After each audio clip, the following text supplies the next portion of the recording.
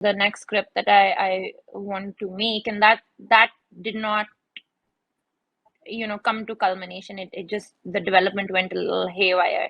So I think Aditya Chopra gave that director, who's Arjun Sablok, an idea of his.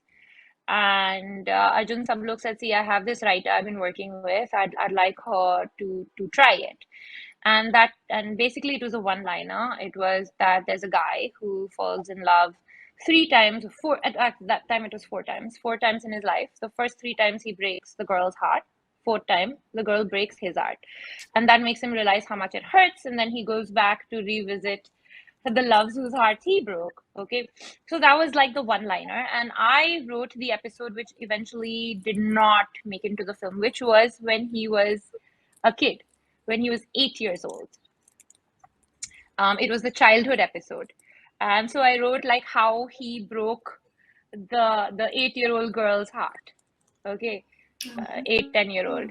So on the basis of that, Aditya Chopra said, yeah, I would like to work with this writer. So basically I worked with him on it. So I would go away, and he gave me complete freedom in that sense. So the transition to Bollywood was very, mainstream cinema was very different to what I'd heard, because literally he would say, okay, now the next chapter, what do you think? And I would say, I'll come back with a 3-pager of, so he's fallen in love when he's in college, and this is what happens, and this is how he breaks the girl's heart. And he's like, okay, now go and flesh it out in the scenes. And so there was a lot of freedom there. Then I would come back with the scenes. And the good thing about Aditya Chopra, which didn't happen a lot later in life, is that he doesn't need narrations, which is something I hate.